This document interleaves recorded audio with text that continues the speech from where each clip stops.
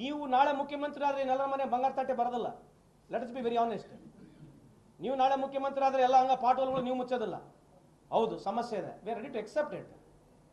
ನಾವು ಏನೋ ಒಂದು ಕಂಪ್ಲೀಟ್ ಮಾಡೋವರೆಗೆ ನೀವು ತಡಿಬೇಕು, ಆದ್ಮೇಲೆ ನೀವು ಕೇಳಬೇಕು brother. My request you.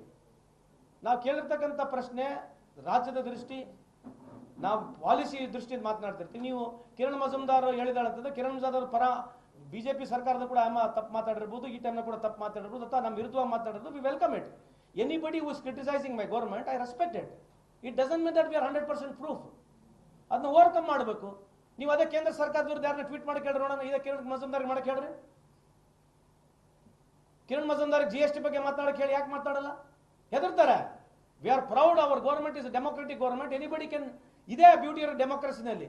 Essence ಇದೆ, dissent is essence of democracy.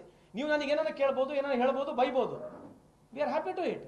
ಅದೇ ಕೇಂದ್ರ ಸರ್ಕಾರ ವಿರುದ್ಧ ಮಾತಾಡಕ್ಕೆ ಹೇಳ್ರಿ ಯಾವುದೋ ಉದ್ಯಮೆದಾರರಿಗೆ. ಇದೇ ಕಿರಣ್ ಮಜುಮ್ದಾರಿಗೆ ಒಂದು ಟ್ವೀಟ್ ಮಾಡಕ್ಕೆ ಹೇಳಿ ವಿರುದ್ಧವಾಗಿ ಮಾಡ್ತಾರ? ಮಾಡಲ್ಲ. ಭಯ ಇದೆ. ಇದೇ ಕಿರಣ್ ಮಜುಮ್ದಾರ್ ಶಾ ಈ ಕೇಂದ್ರ ಸರ್ಕಾರ ವಿರುದ್ಧ ಯಾವ್ದೋ ಟ್ವೀಟ್ ಮಾಡ್ಬೋದಾ? ಇಡೀ ಭಾರತ ದೇಶದಲ್ಲಿ ಯಾವುದೋ ಒಬ್ಬ ಉದ್ಯಮೆದಾರ ಒಂದು ಟ್ವೀಟ್ ಮಾಡ್ಬೋದಾ ವಿರುದ್ಧವಾಗಿ?